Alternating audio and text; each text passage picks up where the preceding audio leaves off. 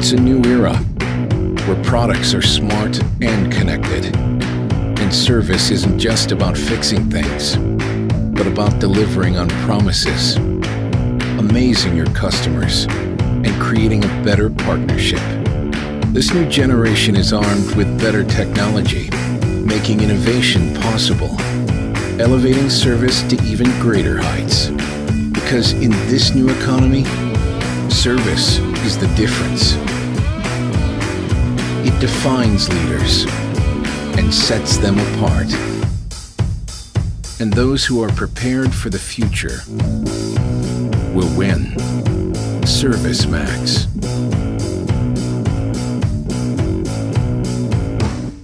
Please welcome ServiceMax CEO, Dave Yarnold.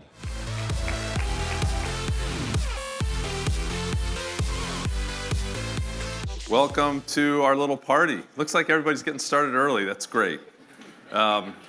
We've got a great 90-minute program for you. I'm really excited about it. Some new products, some great speakers.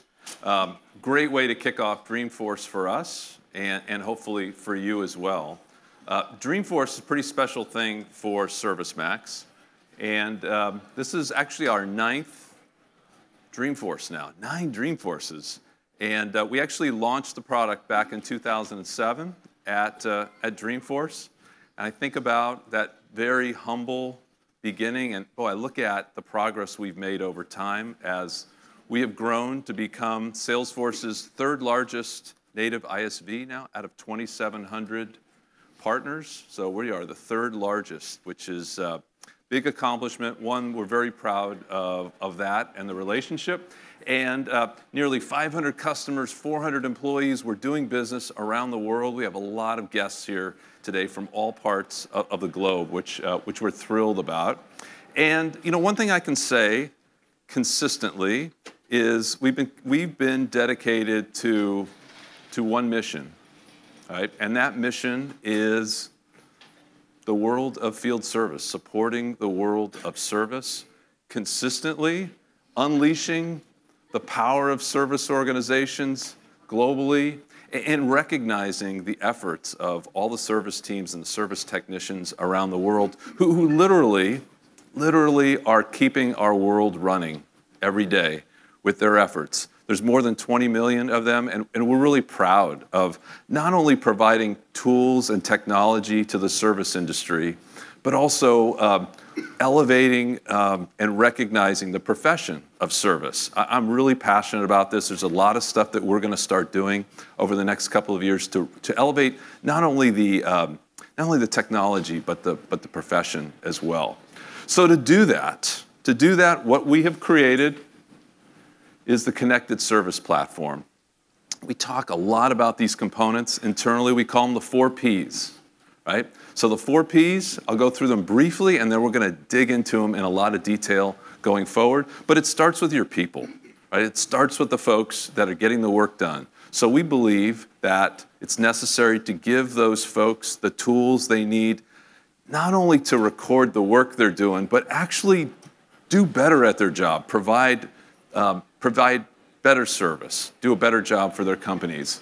We talk about products. So at the core of a great field service platform is understanding the products that you've sold to all your customers and being able to track that at infinite levels of detail. The processes, all those infinite varieties of service that you provide to all of your customers to do the best possible job, derive the most value, deliver the most value for your customers, go into processes. And then the big thing is the promise that you make to your customers, which encompasses all of those different aspects, right? So delivering that specific outcome that your customers are looking for.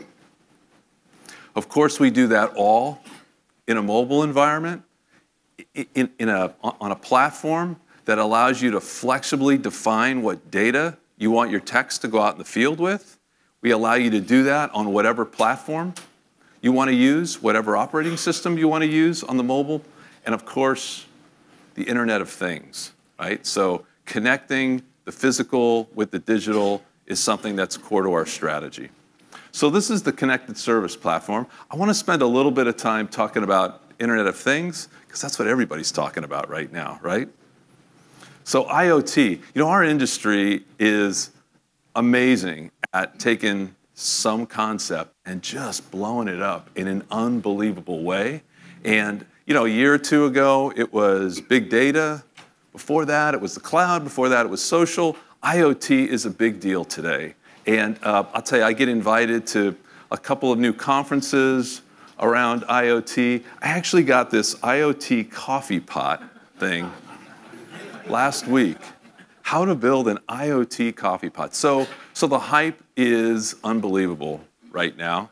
And so we're going to talk a little bit about that. There's actually some really serious research out there going on. And McKinsey actually asked the question, how do you monetize the value of IoT technology? And they came to the conclusion that was pretty interesting. They actually concluded that the hype actually underestimates the value to the economy of IoT technology. Their hypothesis is this is going to be a huge change in our society in a lot of different ways, and that the annual value of that to the economy will be up to $11 trillion. I had to train myself not to say billion, because that seems big enough to me, right? But $11 trillion annually by the year 2025. So a lot of that, we see the stories around consumer IoT. So the idea of, and there's some cool ideas out there. So houses that heat and cool automatically depending on who's in the house and where they are, what the weather's like outside. Really great advances in fitness and healthcare. So some pretty cool stuff. Some interesting stuff, right? I mean, do I really need this in my life, right? Right? Oh, hang on one second. Dear Dave, congratulations. You've now brushed your teeth 1,000 times this year, right? You get the gold hygiene badge. And oh, by the way, our sensors have detected that you need to replace this $100 toothbrush soon. So come back and buy another one. So so IoT on the consumer side, a lot of great stuff, a lot of funny stuff in my mind. But where the bulk of the value is going to be, again, according to McKinsey, is on the B2B side, on the industrial side, in places like factories, hospitals, cities, retail outlets. We're going to see tremendous value coming out of this new IoT technology in a lot of different ways. And let me just touch briefly on some of those. First off, the data that you're going to get from those devices is going to give you infinite insights into how to take better advantage of the asset, how to get more out of that purchase and build a better business case for that big iron. Second, and I think probably the most well-known use case for industrial IoT is the idea of predictive maintenance. The fact that you'll know, based on all that data coming from all your machines, you'll know when to go out and service things with the idea that you want to eliminate unplanned downtime for your customers and deliver on that. And third, and maybe most revolutionary in my mind, is the opportunity to open up new business models. And this is happening, and we've seen it happen in the software industry. We're going to see it a lot more across the manufacturing segment, where I will tell you that every financial analyst that I've been speaking to that covers manufacturing segment, manufacturers have said that every single manufacturer wants to go through the renaissance that's happened in the software industry, where we went from an industry of people selling licenses to an industry of companies. Now it's anything, it's software as a service. And they want to get to anything as a service because there's so much value in that particular model. It's a long-term revenue stream. It's an engaged customer relationship that happens over the long term, and it really is recession-proof. If you go back and you look at companies that had predominant amount of their revenue coming out of service through recessions, they're much healthier as they go through that. So it's a longer, healthier relationship.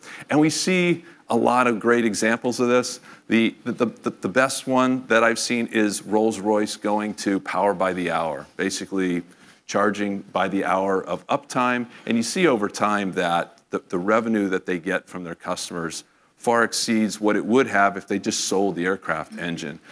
Companies like GE, for example, I think GE has $200 billion in the backlog from long-term service contracts and drives a high percentage of their profits from services. So it's a really desirable model facilitated by the advent of IoT technology. So really exciting stuff. A lot of the technology already exists today, right? These sensors are out there. They're relatively inexpensive. They're being deployed places like oil rigs, where there's 30,000 sensors in an average oil rig, based on the data I've seen. Unfortunately, only about 1% of that data is being used. In order to use that data, you need to have a system. You need to have a different type of system. You need to have a different type of operating system from what we're all operating on for a long time. A system with an ERP at its core, which is all about manufacturing products, and then a CRM system, which is all about selling those products and maximizing the profit on that.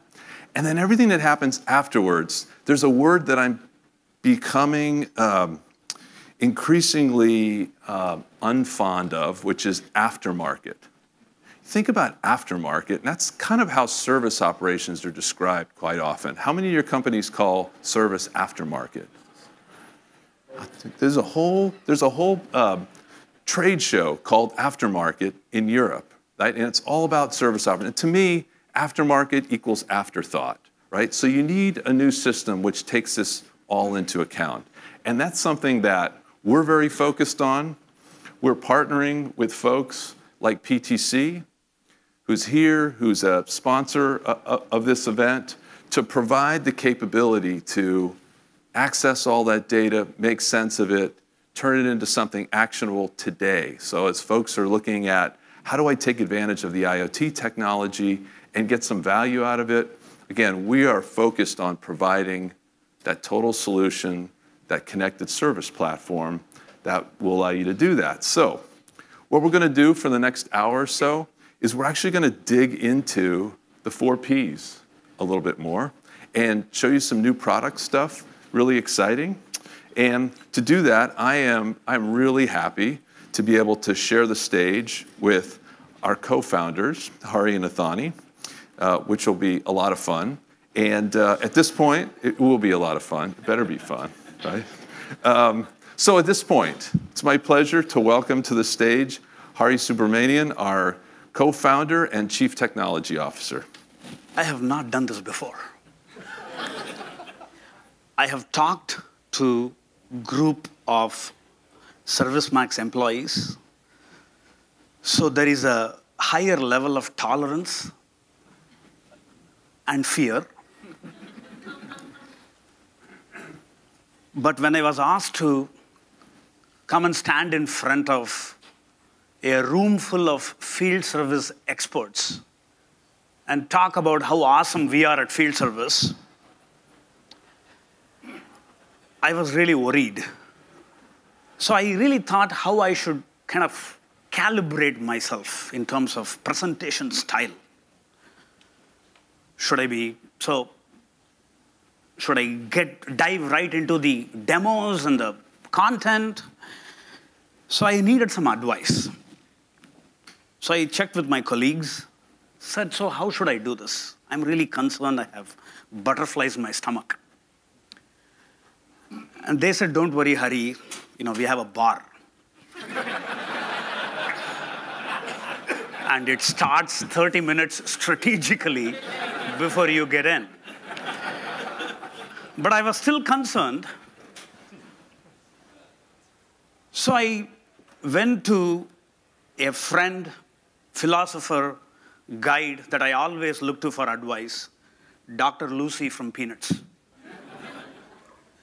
When Charlie Brown was about to go to a job interview, he asks Lucy how he should conduct himself in an interview. I thought that is so appropriate for me. She says, don't try to be funny. Don't try to be charming. Don't try to be intelligent. In short, just be yourself. So, point well taken. So what am I going to talk about now? Many of you would have driven from different parts of Bay Area, potentially coming into the city. I know that there is this little software company that has created a lot of traffic problems within the city. But there was a little bit of a traffic problem entering the city from the Bay Bridge because apparently all the cars slowed down to read this.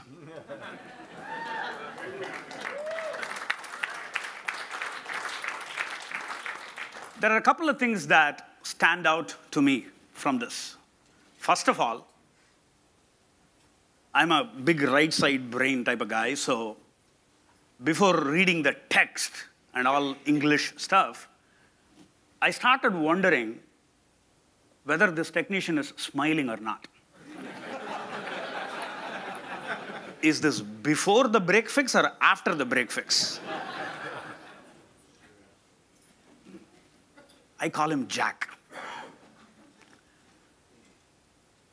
The second thing that really is so profound to me is the fact that field service keeps our world running.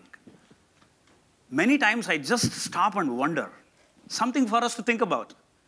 How many machines must be running all around the world for this moment to happen? For now to happen? How many machines must be kept up, maintained properly, the checklist checked off, the technicians dispatched, they complete their debrief, all of that so that now can happen. It is something that I think from time to time and feel very thankful to the very domain whose problem we, in a very humble fashion, started to address 8 years ago. The second thing that comes to my attention in this is that field service keeps your world running, but what keeps field service running? There are many answers to that. The starting point is process keeps field service running, and I cringe at the very statement. But then I still put it up here. Why do I cringe? Because this does not do justice to what field service is all about, in my limited understanding. The refrigerator breaks down, and you can extrapolate and use any machine in the place of refrigerator. Customer picks up the phone, yells, and miraculously, a few hours later, a technician shows up with a smile. Jack shows up, fixes the problem, and that's it. You thank the technician, sign wherever the technician asked you to sign, and hopefully you don't have to get paid for that. But this experience, every time I explain this, hey, do you know field service? Yeah, I know field service, Hari. I know exactly what you guys do. The other day, my microwave oven broke, and somebody showed up. That's interesting. How amazingly a very simple interaction that happened between the customer and the technician abstracts all the complexity behind the scenes. How an amazingly well-orchestrated choreography needs to happen between so many business functions behind the scenes for that event to happen meticulously, perfectly, every time, to restore the product back to its condition, to restore the smile back in the customer's face. It is a complex, deep space. Dave was referring about ERP and CRM. This fits right in the middle. It feels like CRM, behaves like ERP. Very complex, very deep, hashtag respect is what comes to my mind. So when I say complex, what exactly is complex about field service? What part of field service business process is complex? let me dive a little into that. It is not about just picking one aspect of field service, one contributor of field service, and simply try to automate that. There are so many business functions, so many processes that are tightly connected with each other. They all need to, information needs to flow smoothly between these processes so that that experience beautifully delivered to customers. And what is very interesting here is that we cannot just take one aspect. You cannot just say that, okay, I know scheduling is part of field service, so I am just going to solve the scheduling problem. And when somebody says, what about inventory? Crickets. What about parts orders? Crickets. What about work order execution? Crickets. What about time cards and checklists? La, la, la, la, la. Because I know only scheduling. So I'm going to create a little island around scheduling. What happens if you create a little island? You're exposed on all sides. This is what I mean by the depth and the complexity and the comprehensive nature of field service in our understanding. And this understanding has driven our mission and vision from day one when Athani and I started this journey eight years ago. And what is even more interesting that we do not see here is that behind these processes, it's a simple list of things that happen or touch field service one way, shape, or form. But when we actually roll out these processes, when we try to address these processes in complex organizations, we find that we cannot just take one version of this process and simply deploy it. We find organizations have variations of these business processes. France operates differently from United States. This product line works differently from the other product line. Problem types dictate how the processes branch off and so on without losing the core integrity of what field service is about. And variations create depth. Not only that, these are technicians that go out in the field and they go offline. Offline does not mean that you go off track. You still need to stay on track, that the integrity of your business processes should remain even when the technician gets disconnected, and that is a very real reality in field service. That is the complex nature of field service domain that we have come to appreciate over the years and try to address. So how exactly we are thinking about, how we have been thinking about addressing this problem, addressing the complex nature of field service. For many, many years, we have actually invested thousands and thousands of engineering product hours, research and development hours, developing a fundamental enabler that delivers a very rich business process experience that is not just about one aspect of field service. It is comprehensive. Our thinking has been that field service processes need to be end-to-end. Our customers cannot just be asked to just take care of one side of the problem and for everything else go to Staples and use pen and paper. They need to be able to do everything using our product, comprehensive. Being able to seamlessly switch from online to offline mode. And elastic. Why is this important? It is not about us walking into a customer and doing the implementation as per the requirements that were given and set up the business processes and walk away. What happens 1 year from that time? What happens 2 years from that time? The customers should be able to keep up with the changing times. They want to make changes in their business process because they have introduced a new product line. They want to optimize their processes because the processes are informing them that they need to tweak their processes. In order for them to go do that, it requires that flexibility, elasticity, and more importantly, it should be point and click. It should not require a PhD in computer science to update your processes. It should be simple.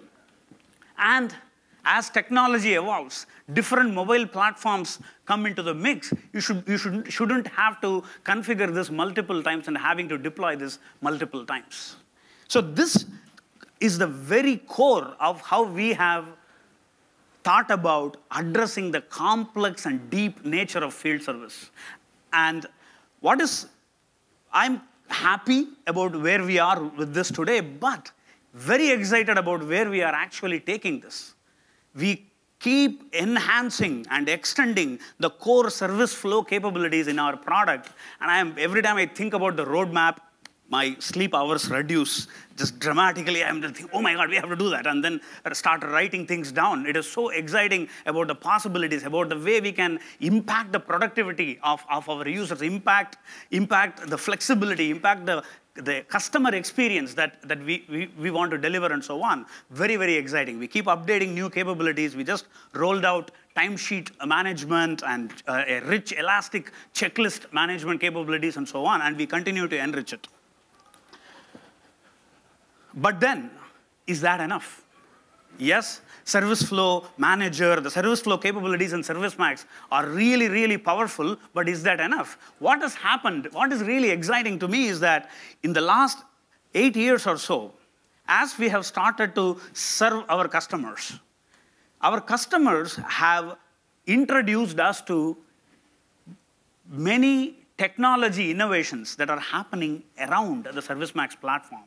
And we have actually seen how cutting-edge innovation is being put to use in field service.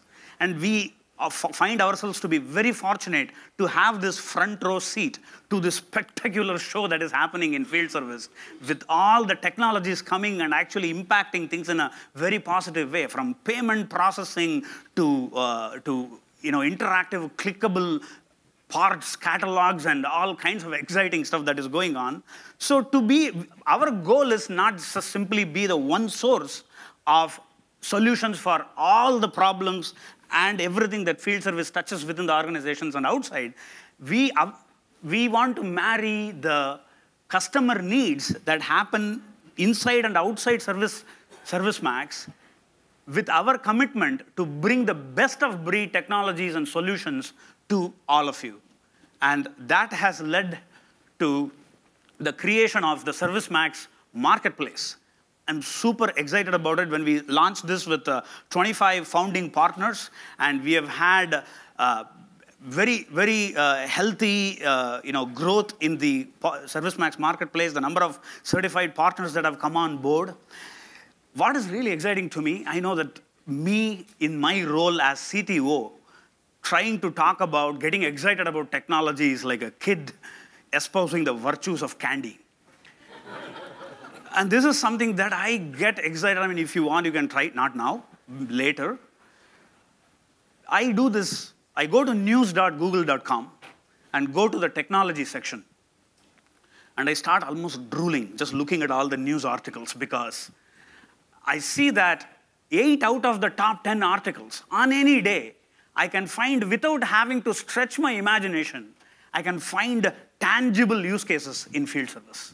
I can see if Microsoft says they are working on HoloLens, I'm like, ooh, how this can be used to fundamentally transform field service in a certain way and so on. There is so much happening, so much brilliance that is happening, and I'm glad, excited that Marketplace is able to bring some of this. And I can go on and on and on about Marketplace, how so many great partners have come on board, and we've been able to partner with them effectively to bring the benefits. Some of them I can think of, things like Answers Anywhere, interactive, clickable, parts cataloging, and so on.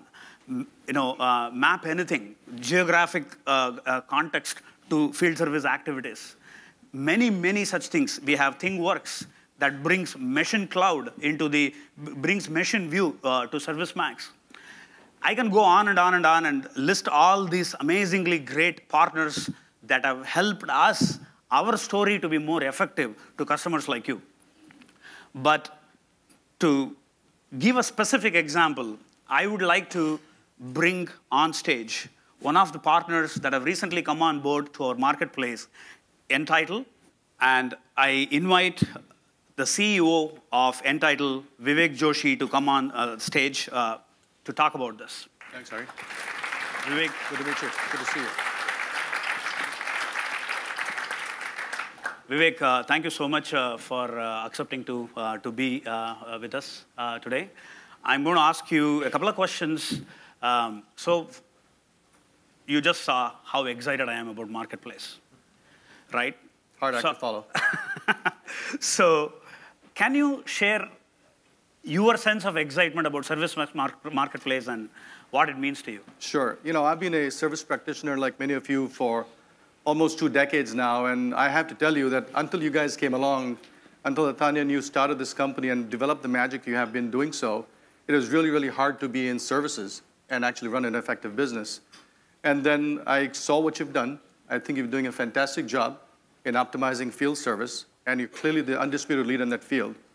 So when we started Entitled, it was clear that we needed to do something very complementary.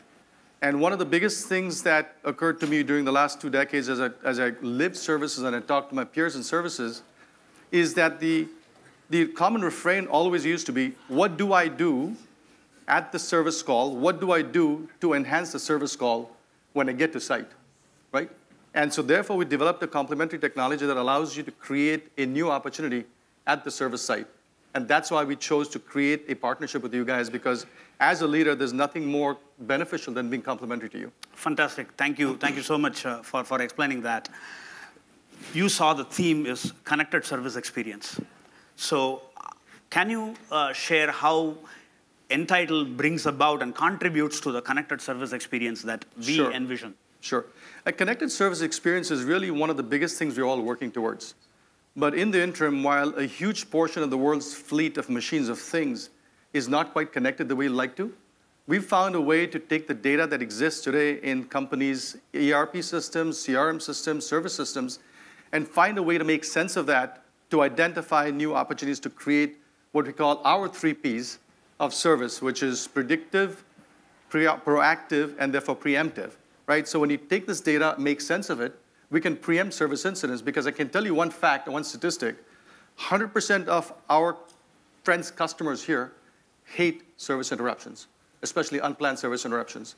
And so by preempting them, we bring a certain set of intelligence to the service tech in the field that can take this thing away. Very interesting. So now you got me really curious about how exactly does this work? Can you give an example as to how Entitled augments the field service experience that ServiceMax provides? Sure. You know, very often what happens when a service tech goes out in the field for a customer call, he or she has a particular work order ticket that shows up in the queue. Wouldn't it be really good if when he showed up to the factory, be it a paper plant or a chemical plant, to fix a particular pump, and this is actually a real example from one of our customers, fix a pump to go create a new, to put a new shaft in, a new impeller in, he's able to look at his workflow and say, you know, there's another pump 3 bays down that actually has a potential replacement requirement in about 6 months from now, and works with the maintenance manager, the operations manager, to either set up a preemptive diagnostic capability or preemptive downtime maintenance, which is planned versus unplanned. So that's what we do. So we create the diagnostics based on all the data we get. We unearth patterns from this data, and using those patterns, we predict what part needs to get replaced when. And those are intelligent pieces of information that happen to be very valuable to service techs and to the customer's end user. And this is available right at the hands of the technician while available they're in the field. Absolutely. We queue it directly into the application, and it shows up as part of the work queues. Fantastic. Brilliant stuff. Now, where can we see this? Well, there's 3 different ways to see it. First is you can come see us at W114 Moscone West this week to get some information on this. We're out there. Secondly, we're actually doing a joint webinar next week on Thursday the 24th at 10 a.m. on service revenue, increasing service revenue through predictive analytics. And then thirdly, just write to us at info@entitled.com or myself at vivek.joshi@entitled.com. Happy to help anybody. Fantastic. Hey, thank you so much. Again, greatly appreciate your insights. Thanks, Ari. Thank you.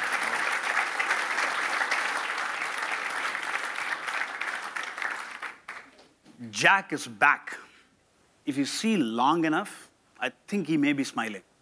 We talked about how processes that need to stay connected, information needs to flow between processes, within processes, and so on. Connected processes contribute to a connected service experience. But then the next question is, dude, these processes don't run by themselves. Who uses and runs these processes? That is the importance of the next P. Right from the beginning, our focus, as Dave was mentioning, is about how we obsess over technicians in the field, service engineers who keep the world running. And people are super critical.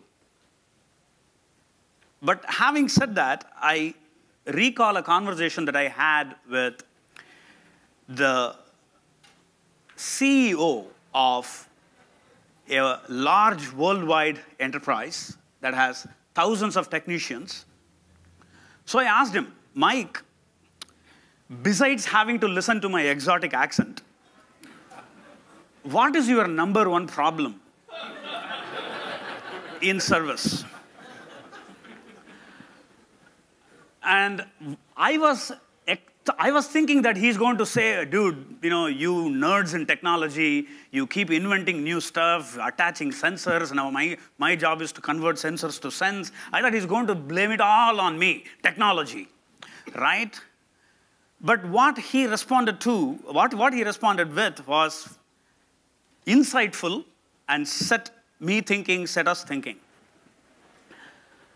He said, his #1 challenge worldwide in his large service organization, very well advanced in terms of technology, is the changing workforce. And how it manifests itself in so many ways, how it affects the way his organization needs to deliver high quality service every time. On one side, these are these machines that were built 20 years, 30 years ago, and there was a workforce that was perfectly trained to actually service those machines. And that workforce is retiring. Now they are going to be replaced by millennials. How cool is that? And it is not about just being replaced by millennials. First of all, being able to attract millennials and make field service a really cool, sexy career. A rewarding career too. So our job is to make field service cool and sexy, and rewarding is my customer's job. And when this new workforce comes on board, how do I keep them motivated? These millennials, I don't get them. That's what he said. They are very motivated, very competitive. They are incentivized by very different set of things than I am used to. How do I keep them excited? And this is an on-demand generation. When was the last time when we wanted a taxi, we went to the curb and did this? Today we are doing this. I want a taxi now. We press a button on a phone before we even stepped out. This is the on-demand generation. I want everything now. That is where they are. And then because of this transition, there is tribal knowledge that is already in field service that is getting lost. There is knowledge that is getting lost.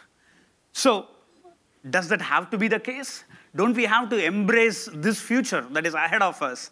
And how are we thinking about that in ServiceMax?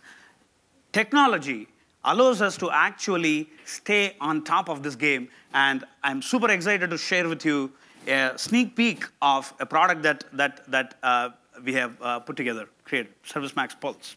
So what I'm going to do is switch to my iPad here, and yes, I just did this and it just came. So I'm going to launch the ServiceMax app that's here, and it has all this information. So let me just go back from the calendar. Let me just drill down and details and awesome. So the work order says there is this problem, and fast forward future, the technician is possibly stuck in the field, doesn't know what to do. An on-demand workforce is not going to look to the knowledge base article that was created in his father's time. So they are going to look for knowledge and help right now. Hey, I need help. And guess what? I don't know whether John or Jack, that guy that I went to training with, I don't know whether he is still around or whether he knows, whether he has retired. I don't know. I shouldn't have to know. I just want my problem to go away. I want to help this customer and move on. That is the reality here. So there is this little button next to the problem, and I'm going to just hit that. And here is where the universal conspiracy begins.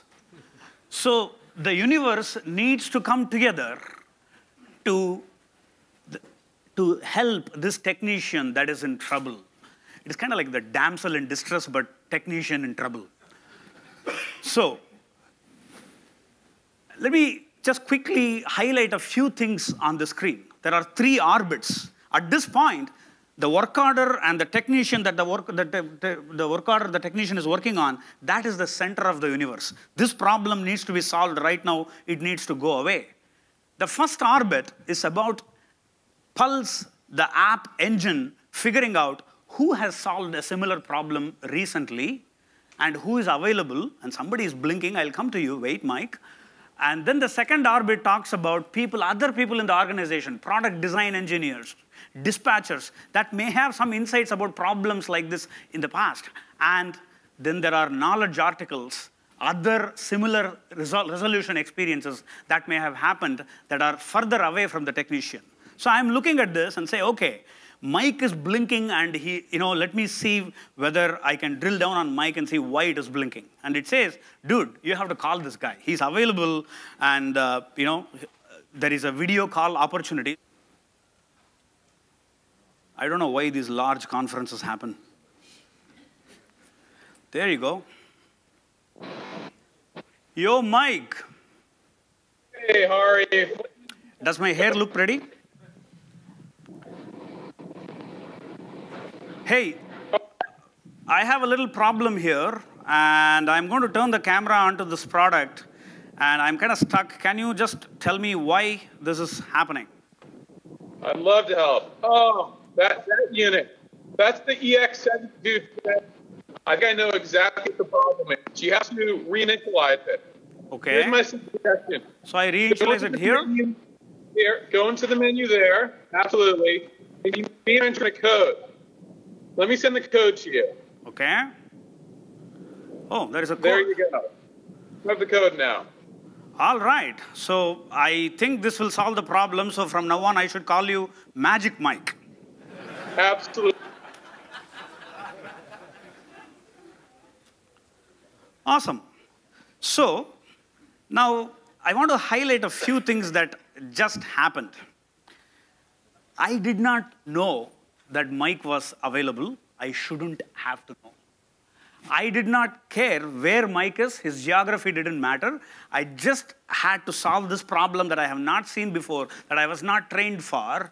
And here, I was able to find somebody right there who was willing to help, and look at what this can do to our first-time fix rates, our mean time to repair, tech utilization, all kinds of metrics go through the roof because the organization is now connected.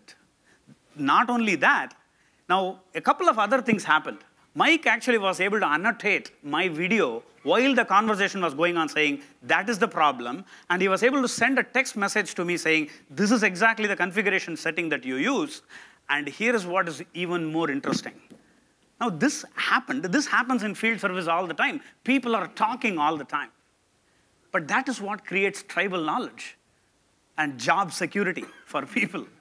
Now, where is this knowledge going? Can we not tap into this knowledge as it is happening out in the field when various technicians are communicating with each other? And that is what Pulse does. This call will be recorded for knowledge-based purposes. So that is what happened secretly behind the scenes. This call was not only recorded, but the text audio was transcribed and deposited back into the knowledge base. So I want to see what happens if I go to another call, another technician, somewhere else in the world, actually, again, looking for a universal conspiracy. And now, very interestingly, Mike has gone offline, apparently, and there is a recorded conversation that is blinking at my face. So I'm going to touch that, hopefully, that comes up, and I say play. Does my hair look ready? So the conversation actually was recorded. Hey. Sorry, so I don't want to, play the video with the bad hair. So what is very interesting is, let me switch back to the slide deck here. Field service keeps our processes running. People are key to running the field service processes. When processes get connected, when people get connected, that contribute to a connected service experience. But what is all the more exciting is that we are entering an era of unprecedented brilliance. Smart, connected devices. You shouldn't be surprised if you get a friend request from your refrigerator one of these days. And it says that, hey, we have vacuum cleaner and microwave as common friends.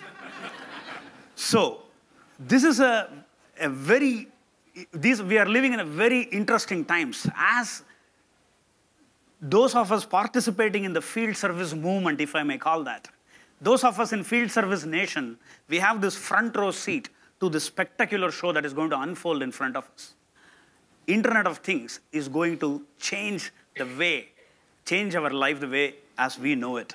To dwell more on this subject, I invite my dear friend, co-founder, Chief Strategy Officer, Athani Krishnaprasad, to the stage. Thank you. That is a tough act to follow, by the way. So I'm not even going to try that. I'm just going to dive right into this topic here. By the way, I love that demo, Hari. Folks, the power that your technicians can have in the field to effectively take care of your customers it's just beginning to unfold here, right? So I'm absolutely excited about what is in the future. But anyway, so let's now focus on the one of the piece that both Dave and Hari have been talking about, the products, right? So products are the things that are central to Internet of Things, right? And so we believe that actually the products are the backbone of connected service vision that Dave has been talking about. So in fact, I believe personally that products are one of the biggest and the central roles that connected service experience is going to need, right? So in fact, some of our customers that are embarking on this thing, on the journey on connected service experience, are looking at tracking their products and getting the handle on what products have they sold to what customers, what is in the field, and essentially how they can leverage that relationship that they have with customers to take it to the next level. So let's dive into this. What I would like to talk to you about is when we say product, when we talk about the fourth P or the product data, what we mean is the products that you've sold to your customers that are installed in the field and delivering the value that you promised to your customers, right? So, I mean, if you think about this, these products, some of them can actually spend long time with your customers, 10, 15, 20 years even. And so as they're out there installed and operating in your customer environments, you might be servicing them, they might be undergoing changes and upgrades and updates.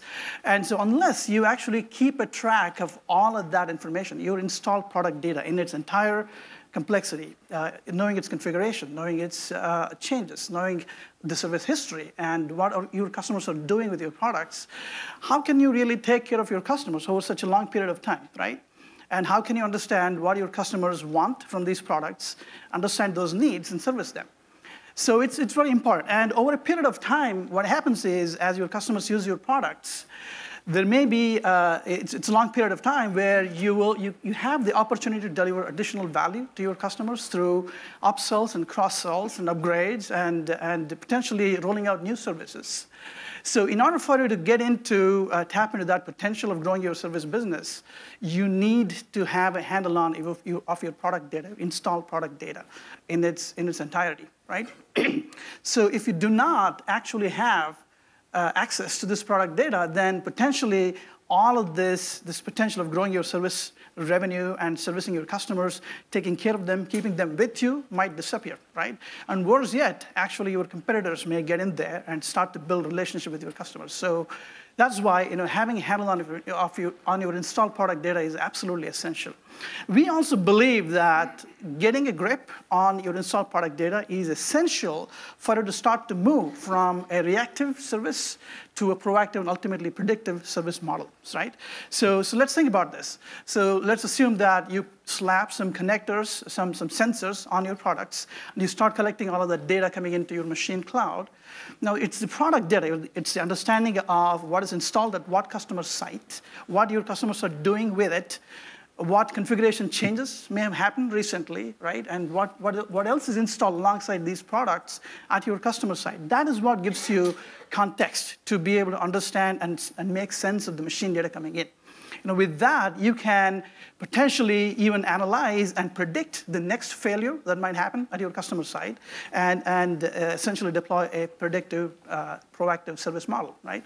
So the idea of getting a handle on your customer, your product data, and turning your service into a predictive service essentially requires you first to get a handle on your installed product data at your customer site, okay? So now, at this point, you don't have to take my word for it. A lot of our customers are, in fact, already moving their service processes from a reactive to proactive to predictive service using ServiceMax platform. So I'd like to show you a video from one such customer, Enphase Energy. So Michael Majerus from Enphase is going to talk about in this video how they moved their business from a reactive to proactive to predictive service model using their smart inverter technology for solar panels, and how managing and getting a handle on the assets in the field was an essential key first step in being able to achieve that. Let's watch. Solar has changed completely in the last 10 years. We're now installing at a higher volume with better quality than ever before, but these systems are attached to our customers' roofs for 20, 30 years. And so these assets need to be tracked, they need to be optimized, and they need to be managed over time. Our ServiceMax platform, in conjunction with our Enlighten monitoring system, allow us to provide this end-to-end solution for the solar industry to manage the assets over time. The Enphase microinverter really changed the game in solar. Instead of having one large central inverter on the side of your house, we put smaller, distributed microinverters under every single panel. This means that we know in near real time exactly what's happening with every panel on every system, and we're able to be truly proactive in our service. We're able to take the raw performance data that we're getting back at headquarters, translate that into work orders in the field, and our technicians are empowered with their iPads and the ServiceMax application to go fulfill those work orders many times before the customer even realizes that there's an issue. We put that control in their hands because they know their schedule best and they know the customers best. So what the ServiceMax platform enables is real-time collaboration. It allows our techs to really manage the customer experience better, and it streamlines all the information. Instead of the customer finding an issue and calling us at headquarters and us having to get a tech out there as soon as possible, we're now finding that issue ahead of time. It allows our techs to really manage the customer experience better, and ultimately leads to happier customers.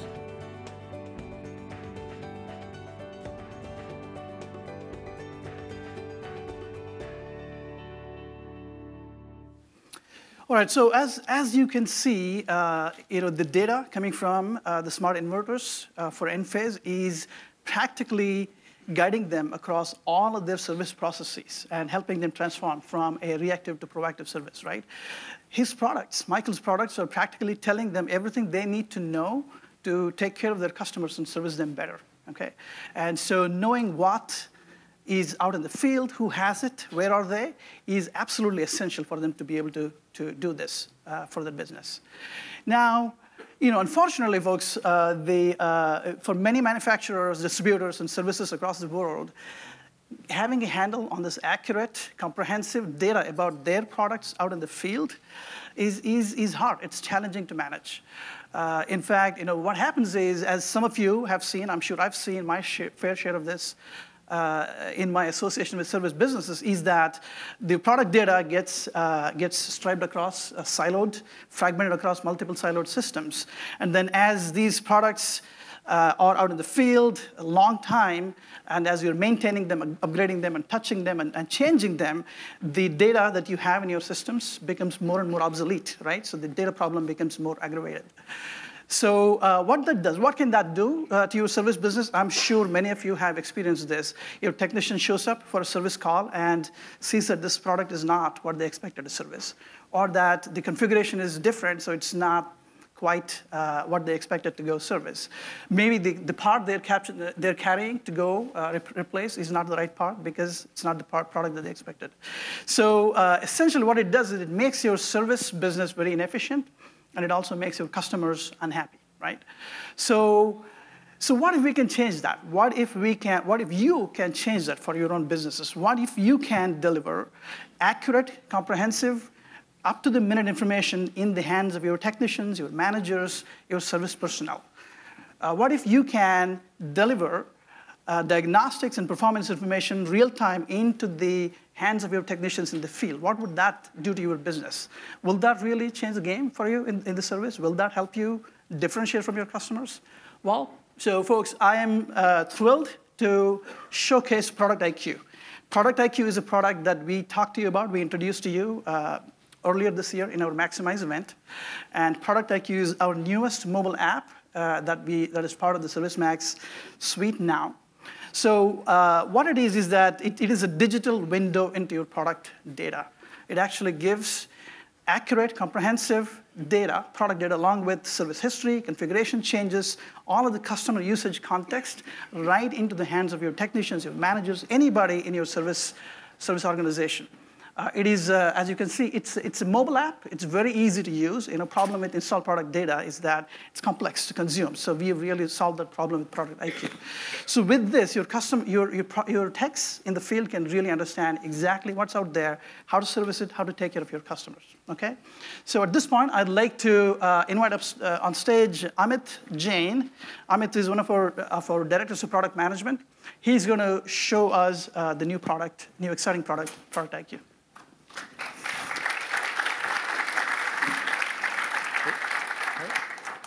Well, thank you, Athani. And just to set the stage for this demo, I'm going to assume the role of a technician who fixes solar panels. And specifically, the solar panels I'm going to fix are those on the rooftop of Moscone, right across the street.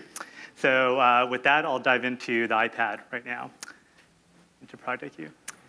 Great. So as a technician using Product IQ, what I see right now is two of my customer accounts. I see Good Samaritan Hospital as well as Moscone. I'm going to go ahead and open up what's under Moscone. And not unsurprisingly, I see the San Francisco location, which is obvious. And if I keep climbing down this tree, I can actually see all the sub-locations associated with the Moscone San Francisco location. Now, from a technician perspective, this is fantastic. I can't tell you how many times there's a work order that'll have a location that's a campus or a large site, and not having visibility into this sub-location and actually finding the assets I care about is a big time suck. So in this case, I know I want to go to Moscone West. So I'm going to go ahead and dig a little bit into that branch circuit that's there as the asset. And now I'm really seeing what kind of assets I have at this specific location. So within this branch circuit, we see 6 inverter boxes. And I can even keep diving in and seeing the subcomponents within that inverter box. Now, just pausing here very quickly, within a few taps, I have a nice visual representation of my install base. I know what and where are my installed products at the Moscone Center. Now, I'm going to go ahead and select that inverter box 1. And now I can see some of the details associated with that inverter box, including model number, the last time it was serviced, notes from that last time it was serviced. And I can go ahead and update these fields just directly in line. But just as important as it is to update that record, I can actually update that tree as it is fully interactive. So if there's a missing sublocation or there was a component that was not recorded in the tree that's actually there on site, I can go ahead and make that quick update. So Amit, actually, that brings up a good question. So many of our customers, when we talk to them, I've heard these stories that a technician walks into a service site and they see stuff that they don't have in their database installed. That may be a competitor's product, maybe something working alongside the product that they've installed. And it would be good for me as a technician to know that it's there for my future visits. So can I update my install base and make it current here? Yeah, absolutely, Adani. So what I'm going to do is actually traverse to the right side of Product IQ and where this list of actions exists, and I'm going to hit Add Install Product. And what's presented here is my product catalog. And this list of products can include products that my company manufactures or products from different brands. And in this case, while I was on site at Moscone West, I noticed there was actually an energy meter that was missing from the inverter box 1. So all I would do in this case is simply select the energy meter, which is that second to last item, and add. And it instantly shows up in my tree, and I know where exactly it's placed in my install base. So within 3 taps in a few seconds, I just updated the install base tree. And the best part about it is I'm not going from page to page, record view to record view. I have not lost context of that inverter box 1 record, which I started from. Now, before I touch anything, I know this is a complex product with a lot of relationships, so I would love to refer to some document to help jog my memory over how these assets are all related. So coming back to my list of actions on the right-hand side, I'm going to go ahead and hit View Schematics. And here, access system diagrams that, when I'm looking at technical products, I need to understand relationships and how they all work together. Now, this sort of knowledge can come in from an internal database, or it can come from a contextual knowledge database from our partners like PTC. That's tremendous. Context, I mean, this is great, right? You don't have to go hunting for your knowledge base. Potentially your service instructions, you can quickly get your job moving. So, Amit, today we've been talking about connected service experience, right? So the idea, if some of these products are connected into your machine cloud, maybe they're sending valuable diagnostic and performance information. Out in the field, as a tech for me, it would be tremendous for me to get access to that so I can be quick and effective in diagnosing these problems. Can that happen here? Absolutely, Adani. So connected products are the key driver for proactive service. And so with ServiceMax's integration with PTC's Internet of Things platform, ThingWorks, not only can we now set up machines to proactively create work orders before an imminent failure, but we can actually take that real-time machine data and bring it to the hands of our technicians while they're in the field. So now, as a technician, I have visibility into the heartbeat of that machine throughout the life cycle of a work order. So, again, putting my technician hat back on, before I go out to service a work order and I'm preparing, this information is valuable. Even when I'm on site, often the machines I deal with, they don't have a display for the diagnostic readings. So having those diagnostic readings available on my mobile app is extremely useful. And now, I can even verify the fix I actually put in worked because I can access this real-time data. In short, we think this is an absolute game changer for technicians to deliver on that promise of proactive service. That is fantastic. Thank you, Amit. Appreciate that very much. No problem.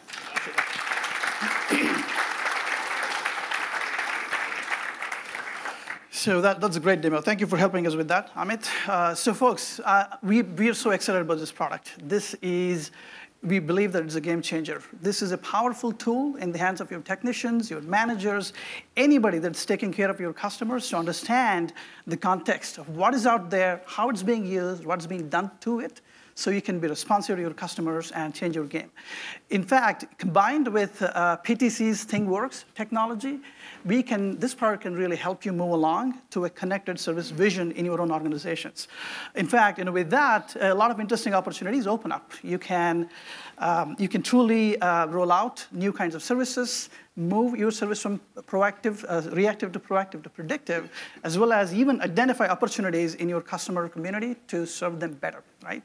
So folks, in closing, I'd like to make just a few remarks here, is that Jim Heppelmann from PTC has talked about it. There is a lot of intelligence out there that speaks to the idea that customer value is moving from product to service, right? So in a world like that, you're going to be in the business of delivering continuous value to your customers. So the products become the means of delivering that value to your customer over a long period of time, not an end in itself. right? And also, as manufacturers and servicers, you have in the connected products, you have a window into your customer community. So you can directly assess and understand their needs and their preferences and react to it. As well as it becomes a basis for a direct and ongoing dialogue with your customers so you know what they need before they actually have to tell you that. Okay? So we are very excited about these possibilities here. So with that, I'd like to bring Dave back on stage here. Dave is going to talk to you about how connected service, along with processes, products, and people, will ultimately help you deliver your promise to your customers. Dave? Thank you, Athani and Hari. Boy, I tell you, one of the tremendous pleasures of the last 7 years for me has been working with them closely. Their vision, intellect, collaborative skills, just been tremendous. One of the things that they did very early on that I appreciate more every day is the decision that they made early on to standardize and build our product on the Salesforce platform, which is kind of why we're here, right, for Dreamforce. It was a tremendous decision. I get asked about this with every analyst that I talk to. Why did you do it? Would you do it again? Absolutely, we would. There's so much value. There's been so much value for us to be able to drill into the needs of our industry, of our domain, because we were built on such a solid foundation with the Salesforce platform. So I want to talk about the platform a little bit, and it's my pleasure right now to welcome to the stage Todd Nielsen, who's the president of Salesforce's platform business. So welcome. Thank you. Tell us a little bit about your vision, Todd, for the platform. I know you've had the platform for a little while now. Yeah. So how do you see that business moving forward? So I think the platform is an important part of our strategy. I've been in the industry for a long time, and I'm a platform guy at heart. And so my vision is to provide the core services and capabilities and functionality that people like you can then build your systems on top of and address needs like field service and address, build all kinds of IP that can help change the world. Yeah, it's very cool. So one of the questions I get asked a lot, you probably get this all the time, is Salesforce a platform company or an applications company? Salesforce, we talk a lot about being a platform and apps, and so it gets confusing. We are a platform company. We are focused, my whole mission in life is to have, tens of thousands of, if not hundreds of thousands of companies like ServiceMax that are building apps on top of our platform. We've got, over 4.5 million apps that are built on the platform and running out there today. We've got this incredible, vibrant ecosystem that our customers can tap into. A lot of startups, when they want to become a platform, they talk about, if I can only start the virtuous cycle. And the virtuous cycle is when, I'll tell a quick story. Virtuous cycle, I first learned this back in 1992 when I was at Microsoft.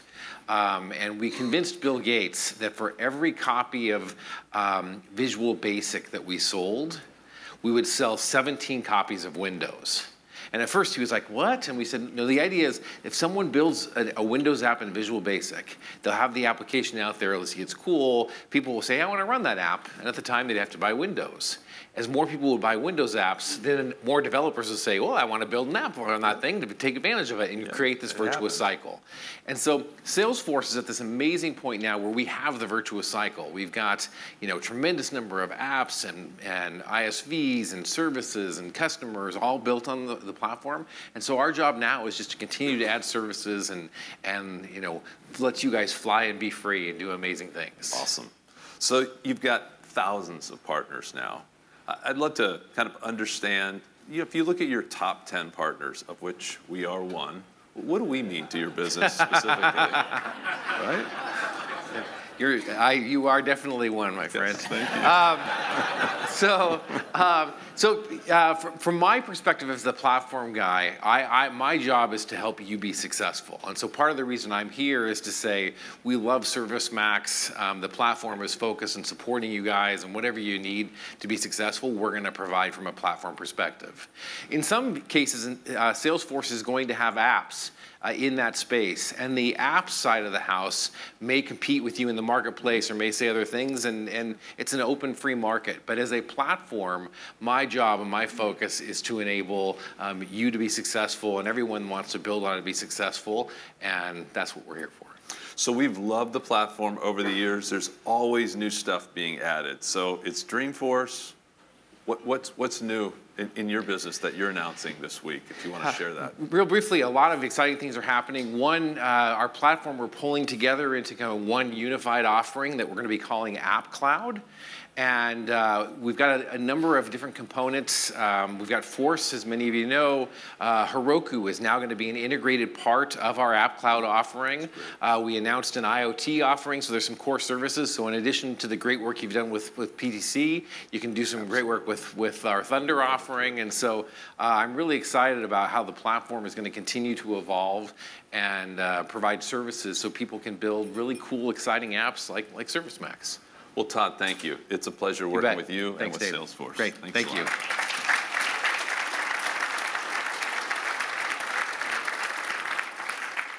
Okay, so Thani and Hari talked about the 3 Ps.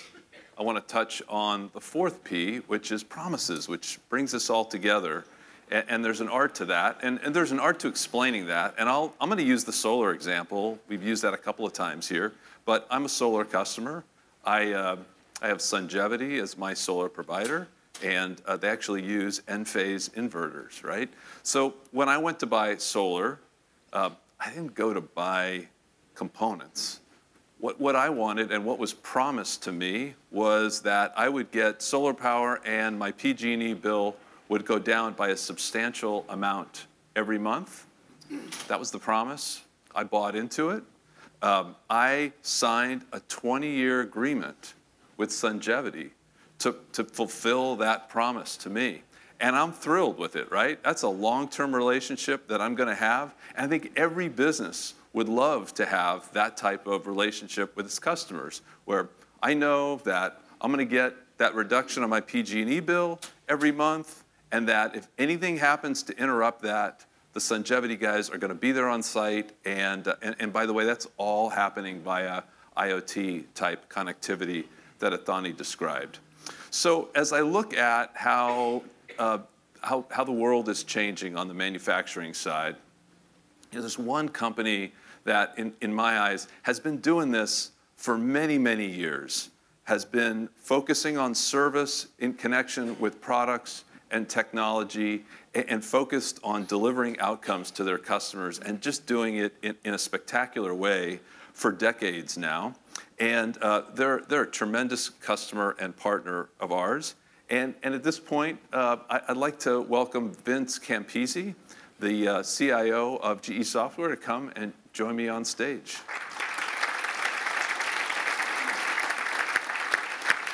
Welcome, sir. Thank you. Thanks for getting over here. No, it's always great to be here because we all speak the same language. Yes, These are my favorite things to come to. So this whole outcomes model, how's that been for your customers? Has it been a change for them? How's the experience been, and what's the reaction been? And maybe I'll just give a little context on how we see services, which I think is in alignment with what I've heard just by sitting here through the last couple of discussions. But for us, at the end of the day, a product is, for example, a gas turbine, which is going to have a life expectancy of 20 to 30 years of operation. So generally, when we're selling a product, it's really the services stream that's the big component of it, the next 20 years of service that we're going to provide.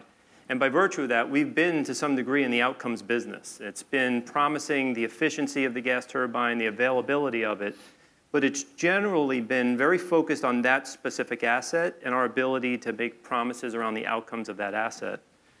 With this whole connected service experience and how this all fits together, it's really about how we can extend that more broadly and operationalize and optimize the balance of the plant. So beyond just the turbine, but all of the assets that need to work together. In order to do that, we have our own point of view. Platform, is an important part of this. And so by the way we've been doing it is through our own point of view around an industrial Internet of Things platform, which we call Predicts. And that's something that we've been working closely and trying to tap into the capabilities of ServiceMax on how you bring those things together. to deliver the outcomes that we make and the promises we make for our customers. So IoT's been a core component of that for you? Or? Absolutely. And how long? And what are some of the issues you've seen in kind of moving forward with that as core to your strategy? You know, I think it's really just getting people's mindset out of the fact that we're not just focused on the GE product anymore, and that now it's really about how do I focus on the key performance indicators for a customer, and how do I focus on the things that they care, the yield that they produce. Right. The example I like to give is, you know, you take a locomotive. So we make a locomotive, you have the same characteristics of how you're trying to operationalize and maximize the efficiency of the locomotive. But we're now in a position where we can have a conversation with the customer to say, how would you like to get more yield? And yield for them is velocity. How do I get more freight moving over my rail network at a faster rate? How do I help you get more yield without having to make capital investment to expand your rail network?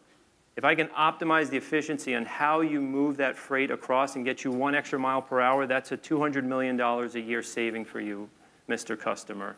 Cool. And so that's the context of how we see IoT coming together with our services strategy. Okay, so core to our focus is the technician. Yep. Right? And you have many thousands of technicians supporting lots of big iron. We have a guy who looks just like Jack. It's getting a little, we literally have a chart that has a guy just like Jack with a GE logo on his shirt. So either Jack's moonlighting and doing other things, or he's a paid actor. So how is this all changing your technicians' lives, their world? Yeah, I mean, this is my favorite part, and probably yours too. You know, this all doesn't take effect if you don't take the power of brilliant machines and the power of advanced analytics and get it in the hands of the right person to take the action. It never sees the light of day. All these opportunities don't see the light of day if you don't get it in the right hands. You know, I think about it in 3 ways. One is we've done a study around how our field service technicians use their time. And at the end of the day, we're trying to have them be focused on their craft. That's really what they signed up to do, and that's how they want to apply their time. And so in the power generation example, it's how do you get more time on the turbine deck? We did a study, and even our customers said, hey, we've got you guys doing a project for us. There's an outage. You have this trailer that's like 2 football fields away, and they're spending about 50% of their time in that trailer. Like, what's going on in there? Why aren't they on the turbine deck? And so this is the power of, and this is really where ServiceMax fits into how we think about things, is giving people the capability to do it and focus on their craft in the moment and how they're doing their work. So we're trying to reduce the 50% of the time in the trailer to be more applied time on the turbine deck. The second is throughput. So I think there was a great example where how do we send somebody with an intelligent work scope that says this work order has been created, it's being facilitated through ServiceMax on how we get this in front of you, but there's intelligence behind it that says, here's the parts you should roll with, here's what you should expect to see when you get there, and here's how to use your time more effectively. The last is, I believe service technicians are going to become advisory roles, a much more focused role on how you consult with somebody to help them optimize the asset, optimize your overall operations. And these folks really know the context of how our customers work and can be put in a position to take their insight and knowledge and help customers drive more outcome. Very cool. Okay, last question. It's a great financial model, delivering outcomes long-term. I mentioned, I think you guys have like a $200 billion backlog of service contracts. How about from a competitive differentiation perspective? How has it helped GE compete in the different markets that you're in? Yeah, we see this convergence between physical and digital. And we see this disruption that's going to happen in all of our various industries. And we're trying to help navigate that. And we're walking the talk. I mean, yesterday, we just announced a big change for our company. We speak about the fact that if you went to bed last night as an industrial company, you're going to wake up tomorrow as a software and analytics company. And so we've reorganized ourselves to create a business unit called GE Digital. And it's really meant to take IoT and the industrial internet and apply it to how we transform ourselves. But we're also using that as a way in which we work with our customers to transform their industries and themselves. And so for us, we see this as the future. And if people aren't thinking and focusing this way, you know, there's plenty of case studies vis-a-vis Kodak and others that will play out in many of these other industries if we don't stay ahead of it. Well, thanks. That's great. Thanks for having me.